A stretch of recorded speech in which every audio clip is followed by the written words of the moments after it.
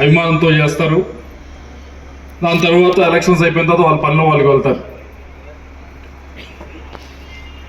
దాంట్లో కొంతమంది full time, అంటే కొంతమంది వేరే వ్యాపారాలు ఉండి దీంట్లో ఆ 15 రోజులు 20 రోజులు వచ్చి ఆ 10 రోజులు వచ్చి చేసి వెళ్ళటం ఒకటి.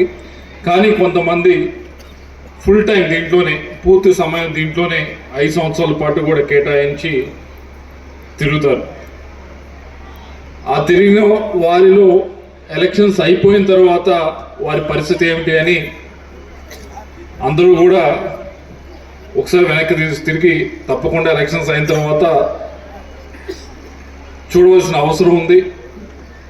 అన్ని పరిస్థితుల్లో కూడా వారు ఏ విధంగా ఉన్నారు, మనం ప్రతిపక్షంలో ఉన్నప్పుడు మనతో ఉన్నారు, మన ఎలక్షన్స్ అప్పుడు మనతో నడిచారు, ఎలక్షన్స్ అయిన తర్వాత వాళ్ళ పరిస్థితి ఏంటి అని పార్టీ పరంగా కూడా చూడాలి. ఈరోజు వేదిక మీద చూస్తూ ఉంటే ఆ విధంగా తెలుగుదేశం పార్టీ వెనక్కి తిరిగి అధికారంలోకి వచ్చాము అని మర్చిపోకుండా ఈ వేదిక పైన నలుగురు ఉన్నారు. ఒకరు మంజులారెడ్డి గారు, ఒకరు జాన్ సైదా గారు, అలాగే మరొకరు వందనాదేవి గారు, అలాగే ఈరోజు ప్రమాణ స్వీకారం చేస్తున్న వెంకటేశ్వరరాజు గారు. ఈ నలుగురు వేదిక పైన వీళ్ళే ఉదాహరణ. లేదు తెలుగుదేశం పార్టీ ఎలక్షన్స్ అయిపోయిన తర్వాత కూడా ముందు పనిచేసిన ప్రతి ఒక్కరిని కూడా కొద్ది సమయం పట్టచ్చు, కానీ ప్రతి ఒక్కరికి కూడా వారికి చేయవలసిన న్యాయం చేసుకుంటూ వెళ్తుంది అనే దానికి ఉదాహరణ ఈ నలుగురు ఇక్కడ కూర్చొని ఉన్నారు. చేస్తూ ఉన్నారు. వెంకటేశ్వరరాజు గారికి, ఆయనకి మా అందరి తరఫున కూడా అభినందనలు తెలియజేసుకుంటా ఉన్నాం. కోరేది ఒకటే, మీరు ప్రమాణ స్వీకారం చేసిన తర్వాత పదవిలో కూర్చున్న తర్వాత కుదిరినంతలో బడ్జెట్ కొద్దిగా తక్కువ ఉన్నా కానీ మీ కార్పొరేషన్ కింద మంత్రి గారిని, ముఖ్యమంత్రి గారిని మీరు వారిని వెంటబడి, నాగమల్లేశ్వర గారు మంచి స్టోరీ మంచి చెప్పారు. మామూలుగా అటువంటి నిజమైన వింటేనే చాలా ఇన్స్పిరేషన్గా ఉంటాయి. ప్రతిపక్షం ఉన్నప్పుడు చాలా మంది వెళ్ళిపోతారు, అలా కాదు నేను వచ్చి పోటీ చేస్తానని చేశారు. అప్పుడు ఎంత ధైర్యంగా అయితే మీరు ముందుకు వచ్చి చేశారో అంతే ధైర్యంగా, అంతే పట్టుదలతో ఈ పదవిని కూడా మీరు కేవలం అలంకారప్రాయంగా కాకుండా 10 మందికి ఉపయోగపడేదానికి, 10 మందికి లోన్లు ఇప్పించేదానికి, స్కాలర్షిప్ ఇప్పించేదానికి మీరు ఉపయోగిస్తారని పూర్తి నమ్మకంతో అటు కన్నా లక్ష్మణ గారు మీ మీద ఇంత కాన్ఫిడెన్స్ పెట్టి ఆయన ఇప్పించడం జరిగింది. అలాగే రాష్ట్రం అన్ని ప్రాంతాలకు కూడా తిరిగి మీరందరికీ ఉపయోగపడతారని చెప్పి మనస్ఫూర్తిగా నమ్ముతూ అందరి తరఫున ఇక్కడికి వచ్చిన అందరి తరఫున కూడా అభినందనలు తెలియజేసుకుంటూ సెలవు చేసుకుంటాం.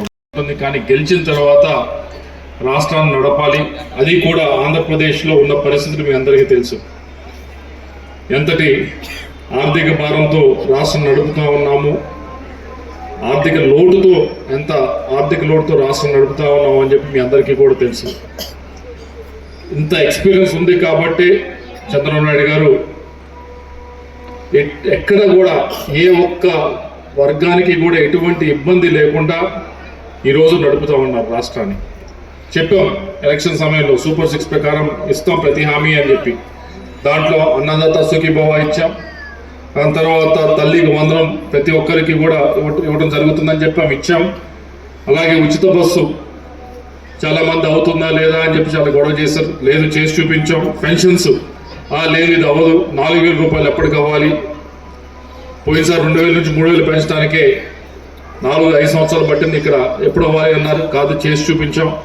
అలాగే దీపం పథకం 3 ఉచిత ఏదైతే సిలిండర్ ఉన్నాయో అవి కూడా ఇవ్వడం జరిగింది, అందరికి కూడా అందుతూ ఉన్నాయి. ఇవన్నీ ఏదో ఊరినే చెప్పే కాదు, ఇవన్నీ కూడా మీరు కూడా చూస్తూ ఉన్నారు కాబట్టి నేను చెప్తా ఉన్నాను. మీరు కూడా ఎక్స్పీరియన్స్ చేస్తూ ఉన్నారు, మీరు కూడా దీన్ని లాభం పొందుతున్నారు కాబట్టి ఇవన్నీ కూడా ఈరోజు ఇంత ఆర్థిక లోటు ఉన్నా కానీ నడుస్తూ ఉంది అంటే ఎక్కడ ఏ వర్గానికి కూడా ఎటువంటి ఇబ్బంది లేకుండా కూడా. అలాగే ఇవన్నీ చేస్తూ మరొకవైపు చాలా మందికి ఉన్న ఆశ ఏమిటి అంటే మేము చదువుకున్నాము మాకు ఉద్యోగాలు రావాలి అనేది, దాన్ని కూడా పూరిస్తూ ఒకటి డిఎస్సి, మెగా డిఎస్సి ఎప్పుడు చేయని విధంగా నిర్వహించడం జరిగింది. దాదాపు 16,000 మందికి మెగా డిఎస్సి ద్వారా ఉద్యోగాలు కూడా ఇవ్వడం జరిగింది. ఈ రాష్ట్రంలో జరిగింది. మనం పిల్లలు చదివించారు, చాలా మంది తల్లిదండ్రులు కష్టపడి చదివించారు, వాళ్ళకి ఉద్యోగాలు ఇవ్వాలి అని చెప్పి ఇవ్వడం కూడా జరిగింది. అక్కడితో ఆగలేదు, ఆగకుండా ఇక్కడికి రాష్ట్రం అభివృద్ధి చెందాలి, అభివృద్ధి చెందితేనే పిల్లలు ఇక్కడ బాగా చదువుతూ ఉన్నారు, ఇక్కడ పిల్లలు చదివిన వారికి ఉద్యోగాలు రావాలంటే ఇక్కడ పెట్టుబడులు వస్తేనే జరుగుతుందనే ఉద్దేశంతో దేశం మొత్తం మీద గడిచిన సంవత్సరంలో ఎంతైతే పెట్టుబడులు వచ్చి పెట్టారో దాంట్లో 25% పెట్టుబడులు ఆంధ్రప్రదేశ్లోనే పెట్టారని చెప్పి నిన్న ఏదైతే నీతి ఆయోగ్ ఉందో వారు కూడా చెప్పడం జరిగింది. 25% అంటే 100 రూపాయలు భారతదేశంలో ఇన్వెస్ట్ చేస్తే 25 రూపాయలు ఆంధ్రప్రదేశ్లోనే వచ్చి చేశారు. చేయటం అనేది అంత సులువైన పని కాదు. ఎందుకంటే చాలా మందికి చాలా అపోహలు ఉన్నాయి.